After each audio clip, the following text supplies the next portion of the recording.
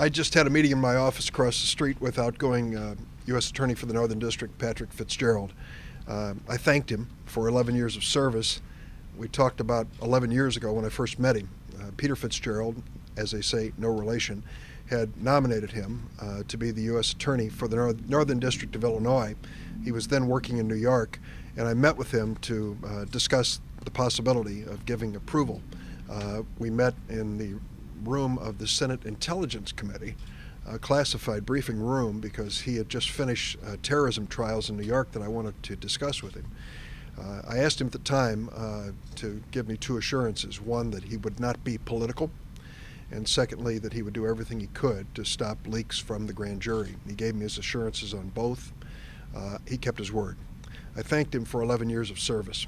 It's done an extraordinary job, and I think enjoys a strong reputation in a state which has been battered with political prosecutions. He's been even-handed. He has gone after leaders in both political parties and has really written an incredibly great record of integrity and skill. We had talked earlier when he told me he was retiring about his successor, and he had mentioned Gary Shapiro, his first assistant.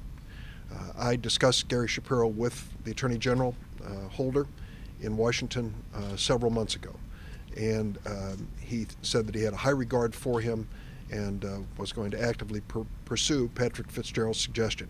This morning, Attorney General Holder has named Mr. Shapiro as the acting U.S. Attorney. He comes with the highest recommendation of Patrick Fitzgerald. He is a professional with years and years of experience. I couldn't reach him this morning. I called, he was on vacation. I left a voicemail for him. My purpose in coming this morning is to talk about what happens next. At the end of the week, Patrick Fitzgerald's tenure as the U.S. Attorney in the Northern District will end, and he will go into another stage of his life.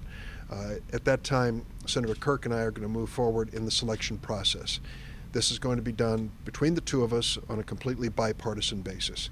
We are going to appoint a separate committee from those that have previously been appointed, 3 each to the committee, and each name a co-chair, so that those 6 people will consider and review all applications for this position.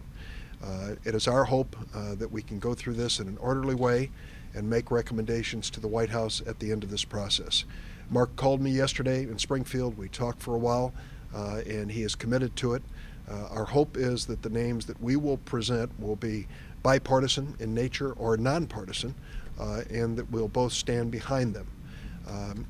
This is a little awkward because we are just months away from a presidential election, and we are going to go through the process and see how it works and what the timing will be. It is up to the committee that we choose to come up with the names. We're not putting a deadline on them at this point.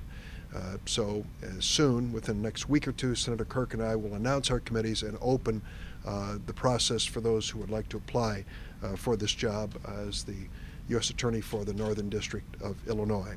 It is our hope that when all is said and done, we can find a person of the quality of Patrick Fitzgerald.